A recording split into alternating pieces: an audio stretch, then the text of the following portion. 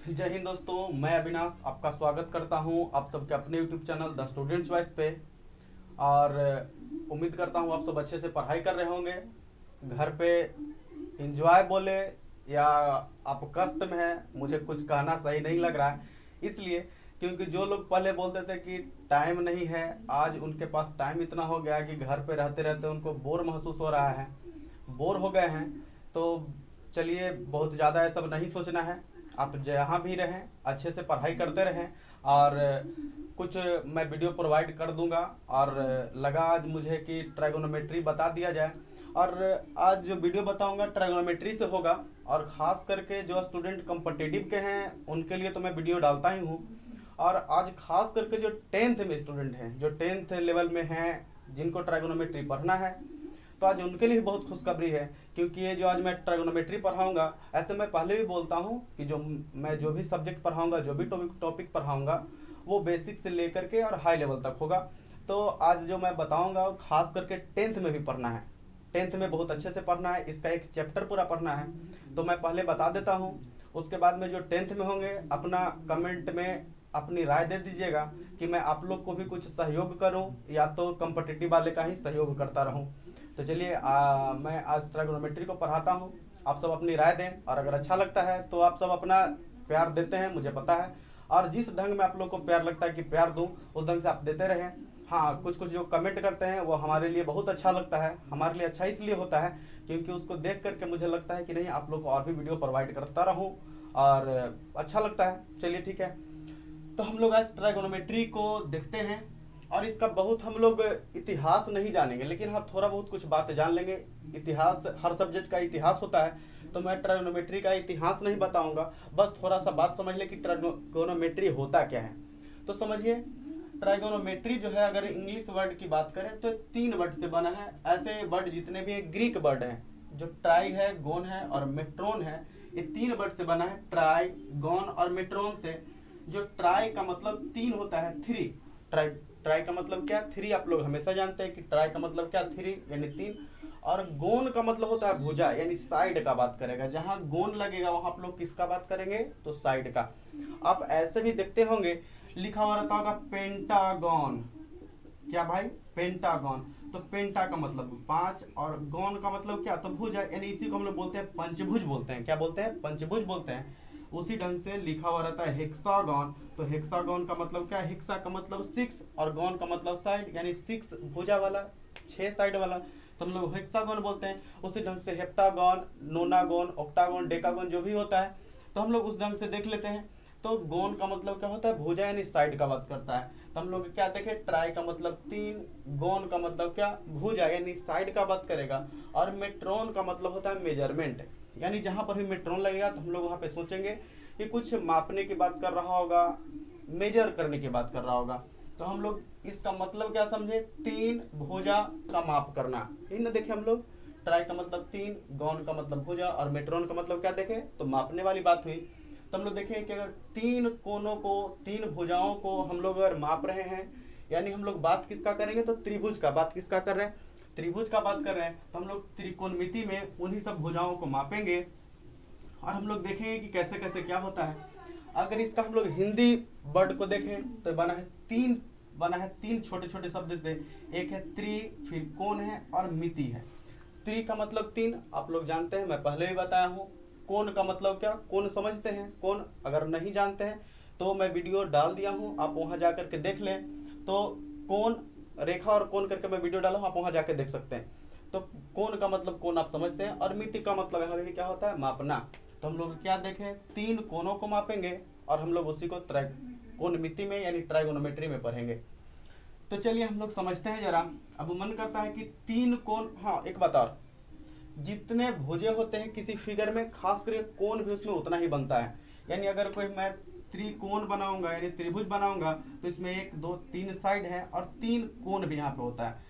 अगर मैं पंचभुज बना दूं तो यहाँ पे 5 भुजा होते हैं और 5 क्या होंगे, कोण भी, 1 2 3 4 5 और 1 2 3 4 5 भुजा भी होते हैं। तो हम लोग ऐसा करके देखें तो इसका हिंदी वाला और इंग्लिश वाला दोनों नाम से हम लोग देखें कि यानी 3 भुजाओं की माप का बात करेंगे। और खास करके हम लोग इसमें त्रिभुज का बात करते हैं। और मैं त्रिभुज के बारे में आप सबको बता दिया हूँ, त्रिभुज टाइप्स ऑफ ट्रायंगल में बताया हूँ, वीडियो भी डाला हूँ उसमें, तो आप जा करके वहाँ देख लें कि त्रिभुज कितना टाइप का मैं बताया हूँ, और सबके बारे में बहुत सारा चीज़ भी बताया हूँ। तो खास करके इस जो त्रिकोणमिति है, इसमें हम लोग एक खास त्रिभुज का के बारे में हम लोग पढ़ते हैं, और वो त्रिभुज कौन सा है, तो वो त्रिभुज है समकोण त्रिभुज। कौन सा भाई? समकोण त्रिभुज, जिसे हम लोग क्या बोलते हैं? Right angle triangle. Right angle triangle के बारे में हम लोग यहाँ पे देखेंगे, यानी हम लोग किसके बारे में? समकोण त्रिभुज के बारे में इसमें पढ़ते हैं। अच्छा, थोड़ा सा मैं और बता दूं कि इसे हम लोग पढ़ते क्यों हैं, ट्राइगोनोमेट्री आखिर पढ़ने का फायदा क्या है। तो देखिए मैं आपको बताता हूँ, जरा समझेंगे ठीक से। अगर मान लेते हैं ना कि एक पेड़ है, इतना बड़ा सा पेड़ है, लंबा सा पेड़ है, और बहुत लंबा पेड़ है, तो अगर इसको कोई बोले कि इसे मापो, कितना लंबाई इसका कितना है, तो कितना लंबाई है भाई, तब एक लोग तो बोलेगा क्या, जो थोड़ा सा नहीं पढ़ा लिखा हुआ सा है, बोलेगा कि एक आदमी को यहाँ से लेके यहाँ तक चढ़ा दो, ऊपर से क्या करेगा, तो फीता या तो ऊपर से कुछ रस्सी वगैरह यहाँ तक लटकाएगा, उसके बाद देख ले कितना लंबा है। तरीका बहुत सारा है, तो एक तो वो वाला। लेकिन हम लोग ट्राइगोनोमेट्री से यहाँ से इसको आसानी से माप सकते हैं। अब क्या करेंगे कि मान लेते हैं मैं यहाँ पे खड़ा है, अब यहाँ से देख लेंगे कि यहाँ तक, इसको यहाँ तक देखेंगे, इसके जो पेड़ का शीर्ष है उसे देखेंगे, और देखने के क्रम में हम लोग देखेंगे कि यहाँ पे कितना का कोण बन रहा है। जितना का कोण बनेगा तो हम लोग कोण को और इसको तो मापने में आसानी है भाई, सुविधा है, तो इसको माप लेंगे, और इस कोण को माप करके हम लोग इस पेड़ का लंबाई निकाल सकते हैं, जो हम लोग आगे के चैप्टर में पढ़ेंगे, आगे के टॉपिक में पढ़ेंगे इसको।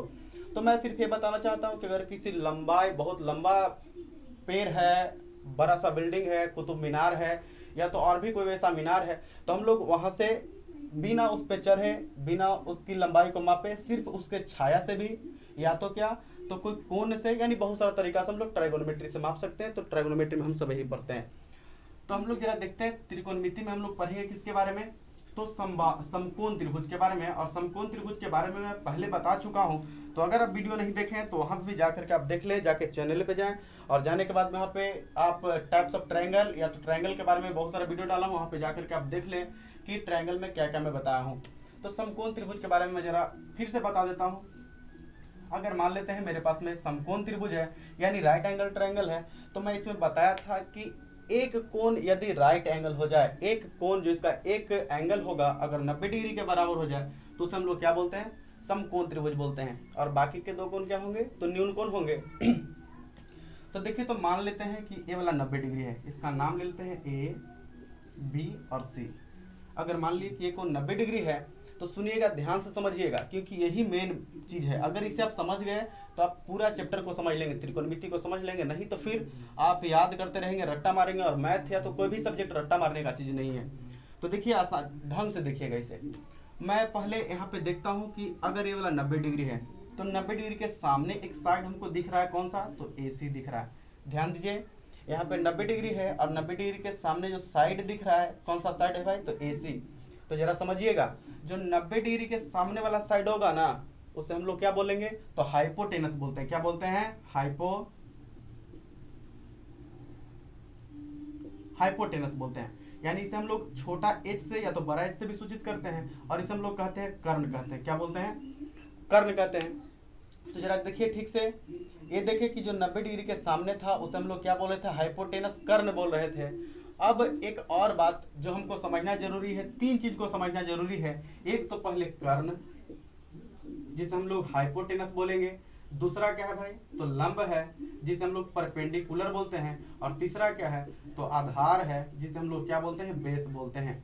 तो जरा समझिए ठीक से, तीनों को समझना है, जिसमें पहला हम लोग कर्ण को तो आसानी से समझ गए कि 90 डिग्री के सामने जो साइड होगा, 90 डिग्री के सामने वाला जो भुजा होगा, उसे हम लोग कर्ण बोलेंगे। तो इसमें कर्ण कौन सा होगा? AC होगा। आप इतना तक समझ गए होंगे। अब जरा देखिए, लंब की बात है और आधार की बात है भाई। तो लंब को हम लोग जरा पहचानते हैं। अब देखिए, एक कोण तो इसमें 90 डिग्री हो गया, तो बचा मेरे पास में दो कोण, एक कोण A बच रहा है और एक C बच रहा है। तो सुनिए, कोण को हम लोग सूचित करने के लिए थीटा का, अल्फा का, बीटा का, गामा का, डेल्टा का, बहुत सारा का, डेल्टा का नहीं, अल्फा, बीटा, गामा, हम लोग ये सब का यूज करते हैं। तो अगर मान लेते हैं कि इस कोण को हम कोण C भी बोल सकते हैं, या तो इसे मान लेते हैं थीटा मान लिए। क्या मान लिए? थीटा मान लिए। तो अब बोलेगा, ये जो लंब है और आधार है, ये फिक्स नहीं होगा, लंब और आधार फिक्स नहीं होगा, लेकिन कर्ण फिक्स होगा कि 90 डिग्री के सामने, उसे हम लोग कर्ण बोलेंगे। लेकिन लंब को और आधार को कहना सही नहीं है कि कौन सा लंब इसमें और कौन सा आधार है। कर्ण को हम लोग बोल दिए कि 90 डिग्री के सामने जो रहेगा उसे कर्ण बोलेंगे। अब बात रही लंब की, तो लंब हम लोग किसे बोलेंगे भाई? तो लंब को बताने के लिए पहले हम लोग, अगर हम लोग से कोई पूछ दे कि बताओ रे भाई ई में लंब कौन सा है, तो आप पहले उससे पूछेंगे कि हम बताएंगे, लेकिन पहले तुम बोलो कि किस कोण के लिए। अगर बोलेगा कोण सी के लिए यानी थीटा के लिए, या तो कोण सी बोला कोण सी के लिए लंब बताओ, तो आप बोलिएगा कि अच्छा कोण सी के लिए, तो कोण सी के सामने वाला साइड देखेंगे। तो देखिए तो कोण सी के सामने साइड कौन सा है? ए बी है। तो हाँ बोले कि हाँ ए बी है, तो इसके लिए ए बी क्या हो जाएगा? लंब हो जाएगा। अब देखिए हम लोग लंब को पहचान लिए, इसे क्या बोले थे? परपेंडिकुलर बोलेंगे। क्या बोलेंगे? परपेंडिकुलर बोलेंगे। तो देखिए तो परपेंडिकुलर लंब किसे बोले भाई? तो हम लोग बोले कि जिस कोण का चर्चा करेगा, लेकिन 90 डिग्री को छोड़ करके जिस कोण का चर्चा करेगा उसके सामने वाले भुजा को क्या बोलेंगे? लंब बोलेंगे। तो देखिए तो कोण सी के सामने का भुजा कौन सा था? ए बी था, तो हम लोग ए बी को यहाँ के लंब बोल दिए। अब बात रही आधार की, तो आप ऐसे भी देख सकते हैं कि दो भुजा को हम लोग पहचान ही गए, तो जो बचा उसको क्या बोलेंगे? आधार बोलेंगे। लेकिन नहीं, हम लोग को ये परिभाषा देना सटीक नहीं है। हम लोग जिस समय कुछ बना रहे होंगे तो उसमें खुद तो समझ सकते हैं, लेकिन ऐसे कहना सही नहीं होगा। तो हम लोग आधार बोलेंगे किसे? तो आधार हम लोग ऐसे बोलेंगे कि ये जो कोण है, तो कोण का जो संलग्न भुजा होगा, यानी जो इससे भुजा लगा हुआ रहेगा, इस कोण से जो भुजा लगा हुआ रहेगा यानी संलग्न भुजा, उसे हम लोग क्या बोलेंगे? तो आधार बोलेंगे। अब लोग सोचेंगे कि अच्छा सर ये जो कोण सी है या तो थीटा, इसे तो दो भुजा लगा है, एक तो ए भी लगा, ए सी भी लगा हुआ है और एक बी सी लगा हुआ है। तब पहले भी देख ले कि तो एसी को तो पहले ही लूट लिए है, केवल कर्ण था, तो बचा कौन सा? बीसी ही बचा ना, तो इसको क्या बोलेंगे? आधार बोलेंगे। तो हम लोग क्या बोले कि जिस कोण का चर्चा करेगा उसके संलग्न भुजा को हम लोग क्या बोलेंगे? आधार बोलेंगे। इसे क्या बोलेंगे? बेस बोलते हैं। तो हमको लगता है कि आप कर्ण, लंब और आधार को अच्छे से समझ गए होंगे। फिर से मैं रिपीट करता हूँ, यानी अगर मेरे पास में एक ट्राइंगल दे दे, एक 90 डिग्री मिल जाए, नाम दे दिया ए बी सी, तो बोलेगा कि इसमें कर्ण कौन सा? तो कर्ण किसे बोले? तो जो 90 डिग्री के सामने रहे, 90 डिग्री के सामने वाले को क्या बोलेंगे? तो 90 डिग्री के सामने जो रहेगा उसे हम लोग कर्ण बोलेंगे। तो 90 डिग्री के सामने कौन सा है? एसी है, तो एसी को क्या बोलेंगे भाई? कर्ण बोलेंगे।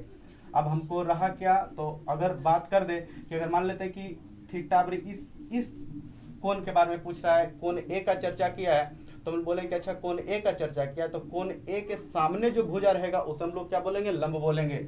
तो देखिए इस बार क्या बोला? अगर थीटा ए वाला दे दिया तो देखिए तो इस बार हम लंब किसको बोलेंगे? तो थीटा के सामने का भुजा देखेंगे, तो थीटा के सामने का भुजा कौन सा है? बीसी है। तो अगर बात कर दे यानी थीटा के सामने की जो भुजा रहेगा, तो थीटा के सामने वाले को क्या बोलेंगे? हम लोग लंब बोलेंगे।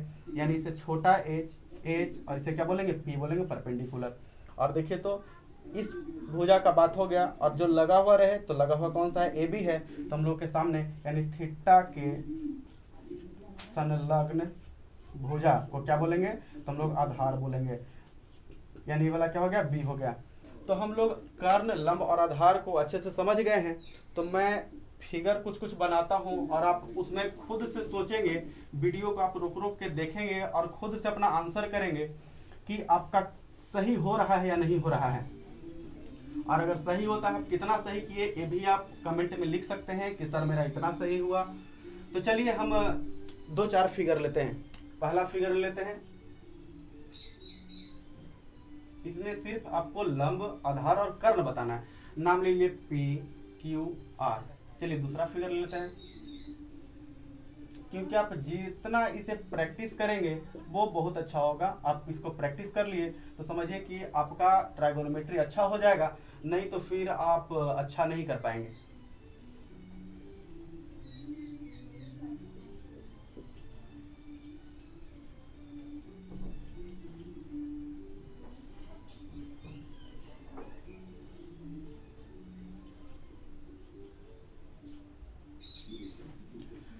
चलिए अगर इतना फिगर आप लोग कर लेते हैं तो मैं समझूंगा कि आप समझ गए हैं।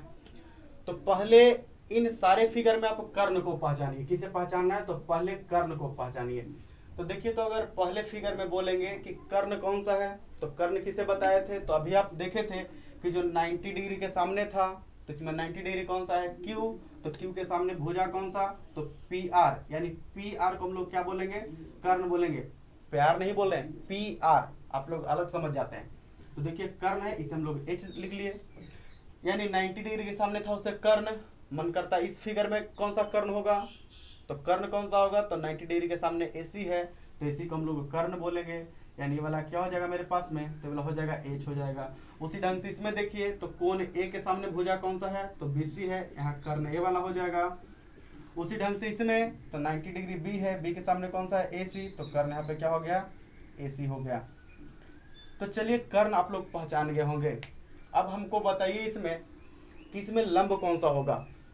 तब बोलिए कि सर अभी आप ही बोले थे कि लंब ऐसे नहीं, पहले पूछना पड़ेगा कि किस कोण के लिए। तो चलिए मैं इसमें कोण आर की बात करता हूँ कि कोण आर के लिए लंब कौन सा होगा। तो आप याद कीजिए लंब किसे बोल रहे थे, जिस कोण का बात होगा उसके सामने वाला भुजा। तो कोण आर की बात हो रहा है, तो कोण आर के सामने का भुजा कौन सा है, PQ है, तो PQ को हम लोग क्या बोलेंगे, लंब बोलेंगे, P बोलेंगे। अच्छा अगर P ये वाला हो गया तो आधार कौन सा, तो इस कोण का चर्चा चला है, तो इसे संलग्न भुजा QR, यहाँ पे वाला क्या हो जाएगा, आधार होगा। अगला में आप करें ठीक से। चलिए इसमें कोण बता दें, तो चलिए कोण ए के लिए आपको बताना है कि कौन सा लंब होगा, कौन सा आधार होगा। तो कोण ए के सामने का भुजा BC, तो इसे क्या बोलेंगे, लंब बोलेंगे, P बोलेंगे। इसे से संलग्न भुजा AB, इसे हम लोग क्या बोलेंगे, बेस बोलेंगे। इसमें बता दीजिए, इसमें मैं कोण B के लिए पूछता हूँ, तो कोण B के सामने का भुजा AC, यानी यहाँ पे P वाला, इसके लिए आधार, तो इसे संलग्न भुजा AB, तो यहाँ पे B वाला, बेसी वाला हुआ। चलिए अगला में लास्ट सवाल है, हम लोग यहाँ पे आपके लिए पूछ लेता हूँ। चलिए आप बता दीजिए कोण C के लिए, तो कोण C के सामने का भुजा उसे क्या बोलेंगे, लंब बोलेंगे, तो यहाँ पे P मेरा वाला हो गया। इससे संलग्न भुजा BC, यानी BC मेरा क्या हो गया, बेस हो गया, आधार हो गया। तो अगर आप इतना कर लिए हैं तो समझिए कि आप ट्राइगोनोमेट्री समझ जाएंगे, आप समझने के कगार पे हैं और आपको ट्राइगोनोमेट्री आसान लगेगा। तो अब इतना अगर कर लिए तो ठीक है। और चलिए अब ट्राइगोनोमेट्री असल में अब से स्टार्ट होता है। तो हम लोग इसमें ट्राइगोनोमेट्री में पहले देखते हैं कुछ बातें जो आप पहले कभी कभी सुने होंगे अपने बड़े भैया से, दीदी से, या तो किसी से भी, कोई टीचर से सुने होंगे, कहीं सुने होंगे। जो भी नहीं पढ़े हैं उनको लगता होगा कि मालूम नहीं क्या है, लेकिन जो पढ़े हैं उनके लिए तो आसानी है। हाँ, और 10th में इससे 20 नंबर का सवाल होता है, यानी 100 नंबर में ट्राइगोनोमेट्री से ही कितने नंबर का आता है, 20 मार्क्स का आता है सिर्फ ट्राइगोनोमेट्री से।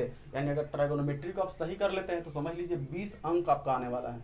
और अगर कॉम्पिटिटिव एग्जाम की बात करें तो अगर आप अच्छा कर लेते हैं तो जो PT होता है जिसमें 25 अंक का पूछा जाता है, यानी 25 सवाल होते हैं, तो उसमें समझिए कि 1 या 2 सवाल जरूर इससे मिलते हैं। और अगर मेंस की बात करें तो वहाँ पे कम से कम कितना, तो 5 से 10 नंबर का होता है, ज़्यादा भी कभी कभी होता है। लेकिन चलिए हम लोग तो देखते हैं। पहले हम लोग यहाँ पे कुछ अनुपात देखेंगे जिसे हम लोग बोलते हैं ट्राइगोनोमेट्रिक रेशियो बोलते हैं, यानी ट्राइगोनोमेट्रिक रेशियो बोलते हैं, यानी त्रिकोणमितीय अनुपात बोलते हैं या त्रिकोणमितीय निष्पत्ति उसे बोलते हैं। अभी आपको समझ में नहीं आ रहा होगा क्या मैं बोल रहा हूँ, लेकिन आप थोड़ा देर के लिए एडजस्ट कीजिए, जो मैं बोल रहा हूँ बस उससे समझिए और फिर आपको समझ में आ जाएगा क्या बोल रहा हूँ। जो इसमें हम लोग पढ़ेंगे 6 प्रकार का त्रिकोणमितीय अनुपात होता है, निष्पत्ति होती है, जिसे हम लोग इस प्रकार से कहते हैं। एक को बोलते हैं साइन, SINE, एक को हम लोग क्या बोलते हैं, कोसाइन, एक को हम लोग बोलते हैं टेंजेंट, एक को हम लोग बोलते हैं क्या, कोटेंजेंट, एक को हम लोग क्या बोलते हैं, सिकेंट, और एक को बोलते हैं क्या बोलते हैं, कोसेकेंट। अब देखिए एक त्रिकोणमितीय अनुपात है 6 प्रकार का। एक त्रिकोणमितीय अनुपात या तो त्रिकोणमितीय निष्पत्ति बोलते हैं या ट्राइगोनोमेट्रिकल रेशियो इसे बोलते हैं। तो हम लोग इसे देखते हैं, अनुपात है, और अनुपात आप समझते हैं कि किस ढंग में रहेगा। तो अनुपात जो भी होगा यानी बट्टा भिन्न उसे बोल सकते हैं, रेशियो बोल सकते हैं, जिसे हम लोग ऐसा लिख सकते हैं, यानी P/Q के रूप में लिख सकते हैं, P/Q के रूप में लिख सकते हैं। यानी इस ढंग से हम लोग लिखेंगे तो हम लोग समझते हैं किसी चीज का ये रेशियो दिया हुआ है। तो चलिए हम लोग देखते हैं यहाँ पे ये जो साइन है ना, इस साइन होता क्या है, कोसाइन क्या होता है, टेंजेंट क्या है, कोटेंजेंट क्या है, सेकंड क्या है और कोसेकंड क्या है। तो पहले इसे अच्छे से समझते हैं। तो देखिए ये जो साइन है ना, हम लोग इतना नहीं लिखते हैं, शॉर्टकट का जमाना है ना, तो हम लोग इसे क्या लिखते हैं, सिर्फ SIN लिखते हैं और इसे साइन पढ़ते हैं। जिस ढंग से आप कोसाइन लिखा हुआ देख रहे हैं इसको हम लोग सिर्फ पढ़ते हैं कॉस पढ़ते हैं, जो टेंजेंट लिखा हुआ देख रहे हैं इसे हम लोग टैन पढ़ते हैं, और जो कॉट कोट टेंजेंट है इसे कॉट, और जो सेकंड है उसके लिए सेक, और को सेकंड है उसके लिए कॉसेक हम लोग देखते हैं। क्या लिखेंगे? कॉसेक हम लोग लिखते हैं। तो चलिए पहले तो आप इतना देखिए कि साइन, कॉस, टैन, कॉट, सेक और कॉसेक हम लोग इस ढंग से लिखते हैं, और ए इसका पूरा नाम है लेकिन हम लोग शॉर्ट में ऐसा लिखते हैं। तो इस ढंग से कभी कभी इससे भी सवाल दे देता है कि कॉट का पूरा नाम क्या है, कॉट किसके लिए हम लिखते हैं, तो हम लोग किसके लिए लिखते हैं? कोट टेंजेंट के लिए। एक बार 10th में पूछा है कि सेक किसके लिए हम लोग लिखते हैं, तो सेक किसके लिए लिखते हैं? तो सेकंड के लिए। तो चलिए हम लोग अब यहाँ पे समझते हैं। अब आप लोग को मन करेगा कि सर अभी तो आप बोले कि अनुपात है, तो ये तो कुछ अनुपात दिख नहीं रहा है, लेकिन अब दिखेगा।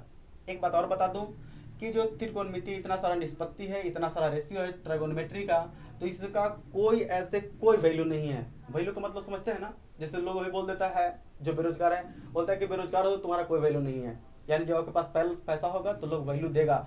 उसी ढंग से इसका भी कोई वैल्यू नहीं है। कब तक वैल्यू नहीं है? जिस प्रकार से इंसान को नौकरी जब तक नहीं लगता वैल्यू नहीं होता है, उसी ढंग से यहाँ पे जब इस तक इसके साथ में कोई कोण नहीं लगेगा, कोई एंगल नहीं लगेगा, तब तक इसका कोई वैल्यू नहीं है। यानी सिर्फ साइन बोलेगा, बोले कुछ नहीं, कुछ इसका मतलब नहीं है। क्यों? इसलिए क्योंकि इसमें कोई थीटा नहीं लगा हुआ है, कोई कोण नहीं लगा हुआ है। जब इसमें कोण लग जाएगा तो बोले कि हाँ अब इसका वैल्यू आया है। तो चलिए पहले हम लोग देख लेते हैं। यानी सिर्फ अगर हम लोग एक ट्रायंगल लेते हैं, एक सिंपल सा ट्रायंगल लेते हैं, और आप इसे अच्छे से समझिएगा। चलिए अगर हम बात करते हैं इस कोण को हम लोग थीटा लिख दिए, तो चलिए किसी ए वाला तो 90 डिग्री हो गया, और नाम लेते हैं ए, बी और सी।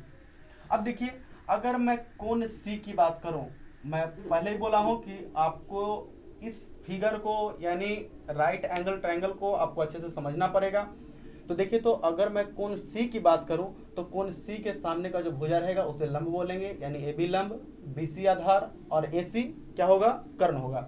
तो देखिए अगर साइन का बात आएगा ना, तो साइन हम लोग किसे बोलेंगे? तो साइन कहता है कि साइन जहां जहां आएगा ना, अगर मैं साइन सी लिखता हूं, देखिए भाई समझिएगा ठीक से, अब मैं इसे मिटा देता हूं, आप इसे नोट कर लें, या तो बुक में भी होगा, आप वहां से अपना देख करके नोट कर सकते हैं। तो देखिए मैं एक एक करके बताता हूं, पहले आप ध्यान से समझेंगे। देखिए मैं पहले बात करता हूं साइन का। किसका बात कर रहा हूं? साइन का। और क्या बोले अभी कि जब तक इसके साथ में कोई कोण नहीं लगेगा तब तक इसका वैल्यू नहीं। तो मैं चलिए साइन सी की बात कर लेता हूँ, कोण सी ले लेता हूँ। तो अगर साइन सी लिख दूं तो साइन के बारे में कहता क्या है? तो एक रेशियो है, और इसका रेशियो होता है क्या है? तो कहता है ना कि परपेंडिकुलर यानी लंब लिखो भाई, क्या? लंब। और बाई में क्या करो? तो कर्ण लिखो। यानी क्या इसका रेशियो क्या होता है? साइन सी बराबर हम लोग क्या पढ़ेंगे? तो लंब, और बट्टा में क्या? कर्ण। यानी इसे क्या बोलेंगे? परपेंडिकुलर, और बाई क्या बोलेंगे? हाइपोटेनस। क्या बोलेंगे? Perpendicular by hypotenuse. उसी ढंग से अगर मान लेते हैं कि आपको बोलता साइन ए, क्या बोल देगा? साइन ए, तब क्या करते? तो साइन ए बोलता, तो देखिए तो साइन ए बोले या तो जो भी बोले, मैं क्या लिखूंगा? लंब बटा कर्ण। और चलिए यहाँ पे मैं थोड़ा सा और इसे बढ़ा लेता हूँ। देखिए तो साइन सी बात क्या है, यानी किस कोण का बात क्या है? सी का ना। तो सी के सामने का भुजा कौन सा है? तो ए बी है। साइन सी यानी सामने का भुजा ए बी है, तो ए बी को ही लंब बोलेंगे ना। तो कोण सी के लिए लंब कौन सा होगा? तो ए बी। तो यहाँ पे लिख देंगे ए बी। और देखिए तो कर्ण कौन सा होगा? तो कर्ण कौन सा है? ए सी है, तो ए सी लिखेंगे। अगर उसी ढंग से साइन ए लिख दे, यानी किसका बात क्या है? कोण ए का बात क्या है भाई? फॉर्मूला क्या? तो लंब बटा कर्ण। तो जरा बताइए कि कोण ए के लिए लंब कौन सा होगा? तो जो इसके सामने होगा, तो बी सी, तो बी सी लिखेंगे। अब भाई कर्ण, तो कर्ण तो सदाबहार है, कर्ण कौन सा है? तो ए सी, तो हम लिख देंगे ए सी लिखेंगे। अब देखिए उसी ढंग से हम लोग क्या देखेंगे? कॉस के बारे में देखते हैं। अगर मैं लिख दूं कॉस सी के बारे में बात करूं, तो कॉस बराबर क्या होता है भाई? तो कॉस बोलता है ना कि पहले आधार लिखो, पहले किसको लिखो? आधार को, और फिर क्या लिख दो? कर्ण को लिख दो। यानी पहले क्या लिखना है भाई? बेस लिखो, और फिर क्या लिखो? हाइपोटेनस को लिखो। अब देखिए तो साइन कॉस सी का बात किया है ना, यानी किस कोण पे जा रहा है? तो सी की बात कर रहा है। देखिए तो सी के लिए आधार कौन सा होगा? तो BC होगा भाई। तो हम लोग क्या लिख देंगे? BC। और भाई इसके लिए कर्ण कौन? तो कर्ण तो सदाबहार है, AC, तो ऐसे लिख दिए। अगर उसी ढंग से कॉस कोण ए के लिए पूछेगा तो क्या लिखेंगे? तो आधार कौन सा हो जाएगा? कोण ए के लिए आधार, तो AB हम लोग लिख दिए। उसी ढंग से इसके लिए कर्ण कौन सा होगा? तो कर्ण तो AC ही रहेगा, तो AC लिख देंगे। तो आप इस ढंग से देख रहे हैं कि आसान है, उसी ढंग से हम लोग देख लेते हैं फॉर्मूला, जल्दी जल्दी देख लेते हैं। तो हम लोग देख लेते हैं tan के लिए, क्या लिख लेते हैं, tan से अगर लिखें तो tan बराबर फॉर्मूला क्या, तो इसके लिए होता है क्या, तो लंब लिखिए और बटा में क्या, आधार, क्या भाई, लंब और बटा में आधार, यानी P और बाई में क्या लिखेंगे, B लिखेंगे, यानी परपेंडिकुलर बाई बेस लिखेंगे। और देख लीजिए tan C अगर हम लोग इस ट्राइंगल में देखेंगे तो किसका बात किया है, कोण C का ना, तो C के लिए लंब कौन सा, तो C के लिए लंब AB, तो लिख देंगे AB, और बाई आधार कौन सा भाई, तो आधार BC, तो BC लिख दिए। उसी ढंग से A के लिए अगर बात करेंगे, A के लिए तो लंब कौन सा, BC, और बाई क्या हो जाएगा, आधार कौन सा, AB, तो हम लोग इस ढंग से देख लेंगे। तो चलिए हम लोग और देख लेते हैं। हम लोग tan के लिए देख लिए, अब हम लोग देख लेते हैं cot का, किसका देखते हैं भाई, चलिए यहाँ पे देख लेते हैं। हम लोग देख लेते हैं किसके लिए, cot का देख लेते हैं 4 नंबर। cot के लिए अगर cot C लिख दे तो हम लोग जहां जहां cot आएगा तो उसके लिए हम लोग क्या समझेंगे, तो cot के लिए पहले कहता है कि आधार को लिखिए, पहले किसको, आधार को, यानी इसे मिटा ही देता हूं। चलिए मैं छोटा में करके लिख देता हूं, थोड़ा सा कोऑपरेट करें।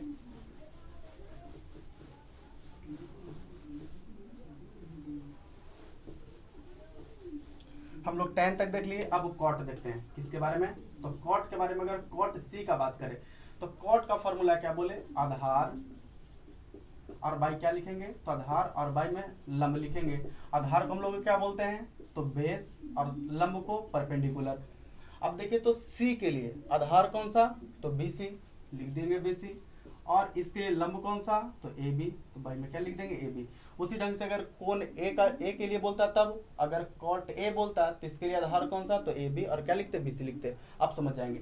उसी ढंग से मैं देखता हूँ किसे देख रहा हूँ अभी, तो सेक के लिए, किसके लिए, सेक, अगर सेक C लिखे तो हम लोग क्या समझेंगे, तो सेक का क्या होता है भाई, तो कर्ण, और बाई में क्या, आधार, यानी इसे क्या बोलेंगे, तो हम लोग बोलेंगे हाइपोटेनस, और बाई में क्या बोलेंगे, बेस बोलेंगे। और देखिए तो C के लिए हाइपोटेनस कौन सा, तो हाइपोटेनस तो सदाबहार नगमा AC, और बाई आधार क्या हो जाएगा, तो C के लिए आधार कौन सा, BC, तो BC लिख दिए।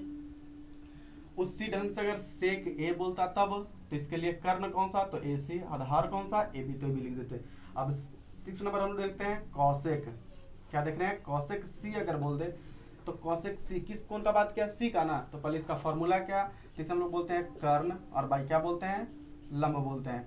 अब देखिए तो C के लिए कर्ण कौन सा, तो कर्ण तो ये वाला होगा ना, ये तो हमेशा होगा AC, और बाई लंब, C के लिए लंब कौन सा, तो AB, हम लोग AB लिख देंगे। अगर कौशिक A की बात करता तो कर्ण यही वाला, और लंब कौन सा, BC होता। तो आप इतना तक समझ गए होंगे। और चलिए एक बार मैं फिर से इसे रिपीट करता हूं जिससे आप अच्छे से समझ पाए, और मैं इसे एक जगह कर देता हूं। तो हम लोग चलिए जल्दी से क्विक रिवीजन करते हैं। तो पहला मैं क्या बोला हूं भाई, तो पहला बोला साइन थीटा, क्या भाई, साइन थीटा, यानी कोई भी कोण रहेगा तो इसके लिए क्या बोले, लंब, और बाई में क्या, कर्ण। और देखिए जल्दी से कैसे याद होता है, अभी हम लोग दे देते हैं, यानी परपेंडिकुलर बाई हाइपोटेनस। दूसरा हम लोग क्या देखे, कॉस थीटा, यानी इसे क्या बोले, तो आधार, और बाई क्या देखे, तो कर्ण देखे। और इसके लिए क्या, तो B और बाई H। उसी ढंग से हम लोग क्या देखे, तीसरा में क्या देखे, tan थीटा, और इसे क्या बोले, तो लंब, और बाई में क्या देखे, आधार। लगता है इंक डालना पड़ेगा, थोड़ा सा वीडियो को पॉज करता हूं।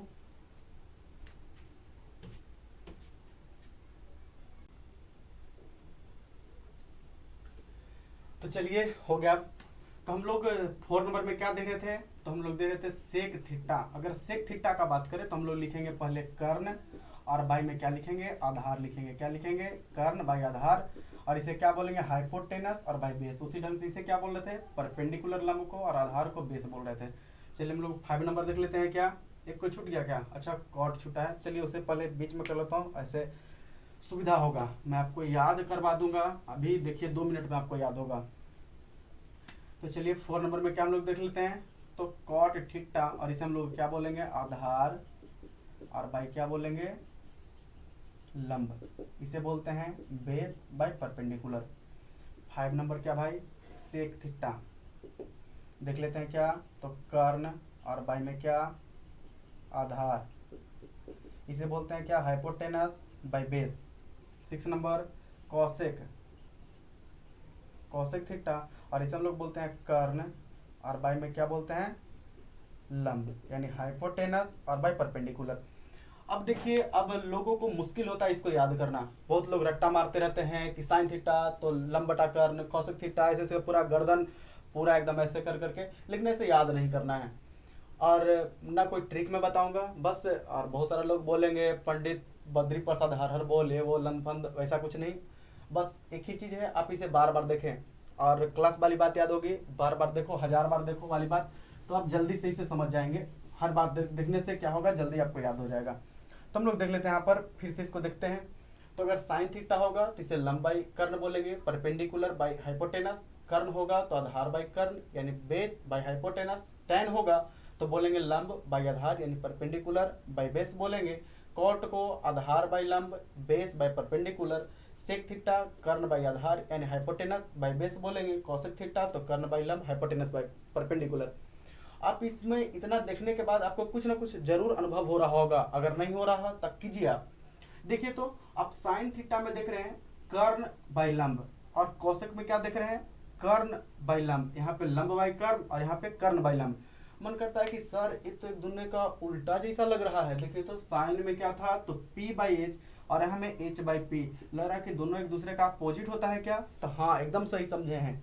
यानी अगर साइन थीटा हो जाए तो इसी को हम लोग क्या बोलेंगे, 1 बटा कॉसेक थीटा, यानी एक दूसरे का अपोजिट होता है। इसी ढंग से हम लोग लिख देंगे, अगर कॉसेक थीटा लिख देंगे तो कॉसेक थीटा बराबर क्या है, 1 बटा साइन थीटा। और कैसे हो रहा है, जो आप खुद देख रहे हैं कि दोनों एक दूसरे का क्या है, अपोजिट, जो आप खुद देख रहे हैं यहाँ पे। अब मन करता है किसी लोग को और एक मन करेगा कि सर अगर दोनों को गुना कर देंगे तो खाली एक बचेगा, तो हाँ एकदम एक बचेगा। देखिए तो अगर लिख देंगे साइन थीटा और इंटू कॉसेक थीटा बराबर 1, और लोग इसे बोलते हैं कि वो फार्मूला निकल गया। तो फार्मूला सच्चे में है, लेकिन देखिए तो बहुत ज्यादा हार्ड है, लेकिन हार्ड इसको बना देते हैं लोग हार्ड कह कह करके। तो हार्ड नहीं कहना, आसान है, और इसे आप समझेंगे अच्छे से तो आप इसे समझ जाइएगा। उसी ढंग से देखिए तो ये जो कॉस थीटा है और सेक थीटा है, इसमें है आधार बाई कर्ण और यहाँ पे कर्ण बाई आधार। यहाँ पे b बाई एच और यहाँ h बाई बी। लग रहा है कि ये दोनों भी एक दूसरे का अपोजिट है, नहीं अपोजिट है तो एकदम अपोजिट है। तो हम लोग इसी को क्या लिख सकते हैं, कॉस थीटा बराबर 1 बटा सेक थीटा कह सकते हैं क्या, तो बिल्कुल कह सकते हैं। यहाँ पे भी अगर हम बात करें सेक थीटा बराबर क्या हो जाएगा, तो 1 बटा कॉस थीटा, और दोनों को गुना कर देंगे, sec theta into cos theta बराबर क्या हो जाएगा, 1 हो जाएगा। तो देखिए यहाँ पर 6 फार्मूला हो चुका है, लेकिन फार्मूला रियल में है क्या, एक के फार्मूला है। और सच के तो फार्मूला भी नहीं, देखिए कि हम लोग देख लिए अभी, इसको देखे और फार्मूला भी इधर बना लिए, तो आसान है। देखिए उसी ढंग से अगर बात करें टेन का और कॉट का, तो एक p बाई बी और यहाँ पे b बाई पी, ये भी एक दूसरे का अपोजिट है। तो हमें अगर लिख देंगे टेन थीटा बराबर क्या लिख सकते हैं, 1 बटा कॉट थीटा, और उसी ढंग से कॉट थीटा लिखना चाहें तो 1 बटा टेन थीटा। और अगर दोनों को गुना कर दें, यानी क्या लिखेंगे, tan theta into cot theta बराबर क्या हो जाएगा, 1 हो जाएगा। तो आप देख लिए कि दोनों आसान है, बहुत भारी नहीं है। आप यहाँ से इतना सारा फार्मूला भी देख लिए, लेकिन इतना सारा नहीं। सच के तो 3 फार्मूला है, 3 फार्मूला से ही इतना सारा आया है। और सच के तो 3 फार्मूला भी नहीं है, सिर्फ यहीं से हम लोग देख करके वहाँ पे पहुँच गए हैं। अब देखिए आपको समझना आसान हो गया। अब थोड़ा सा आप समझेंगे, सिर्फ 3 को याद करें और 3 खुद याद होगा। अब और मैं एक चीज और आपको राय दूंगा कि आप इसी जो मैं जिस ढंग से लिखा हूं, जिस सीरीज में, आप उसी सीरीज में याद करें। साइन लंबाई कर्ण, कॉस याद कर लीजिए, टेन याद कर लीजिए, और यहाँ से देखिए कि टेन का उल्टा कॉट, तो जो इसमें होगा इसको बदल देंगे। कॉस किसका उल्टा, तो सेक का, यानी जो कॉस आएगा उसको उलट करके सेक में डाल देंगे, जो कॉसेक आएगा उसको साइन को उलट के इसमें डाल देंगे, तो आपको इतना बन जाएगा। और चलिए आप इतना थोड़ा देख लीजिए, और इसके बाद अगर आप इतना समझ गए हैं तो मैं आगे आपके लिए और भी कुछ लाऊंगा। और जो 10th वाले जो स्टूडेंट होंगे, जो देख रहे होंगे, वो अपना विचार जरूर कमेंट में लिखेंगे कि आप लोग को क्या चाहिए। अगर आप कहेंगे तो मैं एनसीईआरटी का जितने सवाल होंगे, खास करके इतना सही, इतना अगर आप समझ गए तो एनसीईआरटी आपसे बन जाएगा। एनसीईआरटी का कोई भी सब्जेक्ट बने, कोई भी जो बुक है उसको आप बना सकते हैं। आपको जो प्रकाशन अच्छा लगता है आप वो बनाएं। बस मैं ये कहूँगा कि जो कंसेप्ट है उसे आप अच्छे से समझ लें, और बाकी आपके पास कोई भी बुक है उसे बनाएं। तो अगर आप कहेंगे तो मैं एनसीईआरटी बताते चलूंगा, क्योंकि एनसीईआरटी में सवाल कम होते हैं, सवाल अच्छे होते हैं, और उससे एग्जाम में सवाल डायरेक्ट होते हैं। इसलिए मैं एनसीईआरटी को चुन रहा हूँ। तो सवाल कम होगा तो मैं यहाँ पे करवा दूंगा। ज़्यादा सवाल करवाना यहाँ पे थोड़ा मुश्किल है, मैं उतना नहीं करवा पाऊंगा। क्लास की बात अलग है, मैं क्लास में आप जितना पूछते हैं उतना मैं बताता हूँ। तो क्लास में आप जिस बुक से होगा वहाँ से पूछ लीजिएगा, लेकिन मैं अगर आप कहेंगे तब मैं एनसीईआरटी करवा दूंगा। तो आप अपना विचार दे दीजिएगा। मैं अगला वीडियो जो भी बनाऊंगा तो अगर आप कहेंगे तो ऐसा करवाऊंगा, नहीं तो मैं थ्योरी को आगे बढ़ाऊंगा। और जो कम्पिटिटिव एग्जाम देने वाले होंगे लोग, उनको ये फार्मूला वगैरह जो मैं बताऊँ बहुत ही कारगर है। आप इसे ज़रूर अपने जो भी सेट बनाते होंगे या तो कहीं एग्जाम देते होंगे उसमें आप देखे होंगे कि हाँ इससे सवाल मिलता है और आपको ज़रूर फ़ायदा करेगा। तो चलिए आप पढ़ाई करते रहें, लॉकडाउन का आप अच्छे से इस समय का सदुपयोग करें। और चलिए फिर मिलते हैं, तब तक के लिए जय हिंद, जय भारत, भारत माता की जय, वंदे मातरम।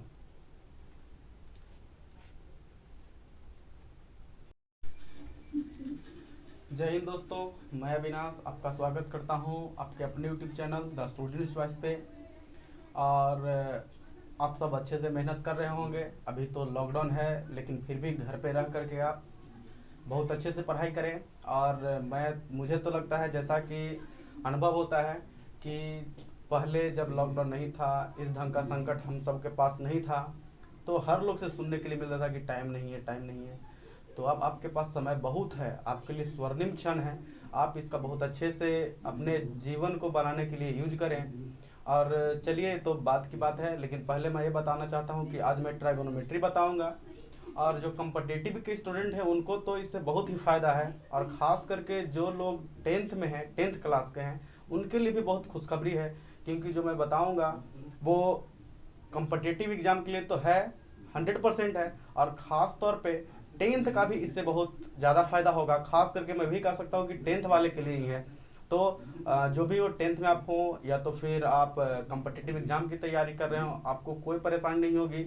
और मैं बताता हूँ कि जो कम्पिटिटिव एग्ज़ाम की तैयारी करते हैं उन्हें कुछ ज़्यादा मैथ में या तो और भी कोई सब्जेक्ट में ज़्यादा नहीं पढ़ना होता है, बस 10th लेवल तक ही आप पढ़ लें, बहुत काफ़ी होता है। आप समझ जाएं कि अगर आप 10th लेवल तक पढ़ लेते हैं तो आपके 80% क्वेश्चन वहाँ से सॉल्व हो जाते हैं, 80% सवाल बन जाते हैं। बाकी 20% के लिए आपको थोड़ा इधर उधर मेहनत करना पड़ेगा। तो चलिए आज हम ट्राइगोनोमेट्री को स्टार्ट करते हैं। और basic level to high level आप पहले भी जानते हैं, और ज़्यादा कोई ट्रिक वाली बात नहीं। जो बेसिक लेवल है, बेसिक बात है, वो मैं करता हूँ। ट्रिक के बहाने ये है वो है उसका वैसा कुछ नहीं। तो चलिए हम ट्राइगोनोमेट्री को स्टार्ट करते हैं। और पहले इसमें देखिए ट्राइगोनोमेट्री का मतलब क्या है सब कुछ हम लोग समझेंगे।